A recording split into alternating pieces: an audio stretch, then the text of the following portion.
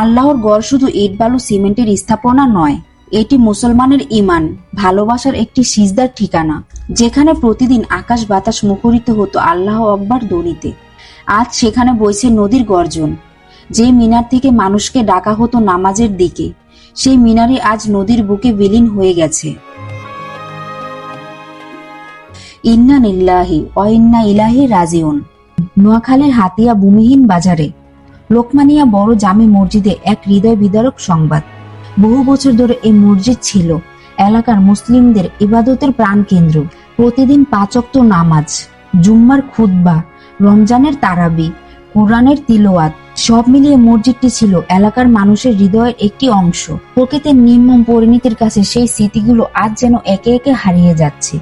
মেঘনা নদীর ভয়াবহ ভাঙনের কারণে প্রথমে মসজিদের চারপাশে মাটি ধসে পড়া শুরু করে, এরপর দেয়ালে ফাটল দেখা দেয়। একসময় নামাজ আদায় করাও ঝুঁকিপূর্ণ হয়ে পড়ে। স্থানীয় মানুষ অনেক চেষ্টা করেছেন মসজিদটি রক্ষা করার, কিন্তু নদীর উত্তাল স্রোতের কাছে সব প্রচেষ্টা ব্যর্থ হয়ে যায়।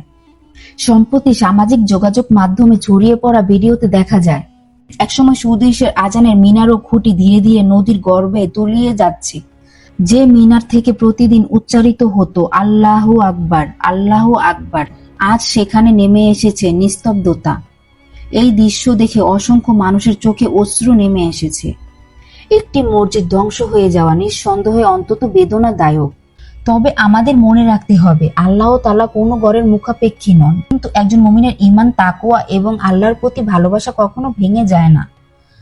আল্লাহ তাআলা পবিত্র কোরআনে বলেছেন, পৃথিবীর ওপর যা কিছু আছে সবই ধ্বংসশীল, আর চিরস্থায়ী থাকবে শুধু আপনার প্রতিপালক, যিনি মহিমাময় ও সম্মানের অধিকারী। সূরা আর রহমান আয়াত 26 থেকে 27।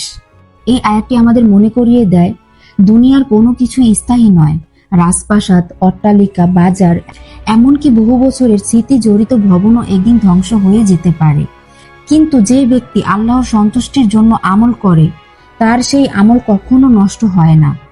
আজ লোকমানিয়া বড় জামে মসজিদ মিনার নেই, কিন্তু ইনশাল্লাহ সেই এলাকার মানুষের অন্তরে আজানের ধ্বনি চিরকাল বেঁচে থাকবে। হয়তো আবার কোনো একদিন নতুন জায়গায় নির্মিত হবে নতুন একটি মসজিদ, আবারও ধ্বনিত হবে হাইয়া আলাল সালাহ, হাইয়া আলাল ফালাহ। প্রিয় মুসলিম ভাই বোনেরা, এই সংবাদ আমাদের জন্য একটি শিক্ষা। যারা সুস্থ শরীর নিয়েও মসজিদের পাশে থেকেও 5 ওয়াক্ত নামাজ আদায় করি না, অথচ আজ এমন মানুষও আছেন যাদের মসজিদে গভীর গর্বে হারিয়ে গেছে। তাই আসুন আমরা জীবিত থাকতে মসজিদের সঙ্গে আমাদের সম্পর্ক আরো দৃঢ় করি এবং নিয়মিত জামায়াতে নামাজ আদায়ের চেষ্টা করি। একই সঙ্গে আমরা নোয়াখালী সহ দেশের সকল নদী ভাঙ্গনে ক্ষতিগ্রস্ত মানুষদের জন্য দোয়া করি। আল্লাহ তাআলা যেন তাদের ঘরবাড়ি, জীবিকা ও ইবাদতের স্থানগুলোর উত্তম বিকল্প দান করেন। যারা এই মসজিদে বছরের পর বছর ইবাদত করেছেন, আল্লাহ যেন তাদের সেই আমল কবুল করেন এবং দ্রুত নতুন করে একটি মসজিদ নির্মাণের তৌফিক দান করেন।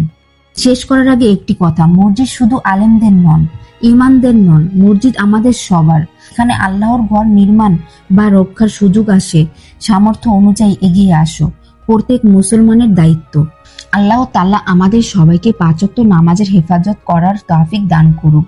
নদী ভাঙ্গনে ক্ষতিগ্রস্ত ভাই বোনদের প্রতি তার বিশেষ রহমত নাজিল করুক। আমিন ইয়া রাব্বাল আলামিন। আমি ছিলাম আপনাদের সঙ্গে। সবাই ভালো থাকুন, সুস্থ থাকুন এবং আল্লাহর হেফাজতে থাকুন।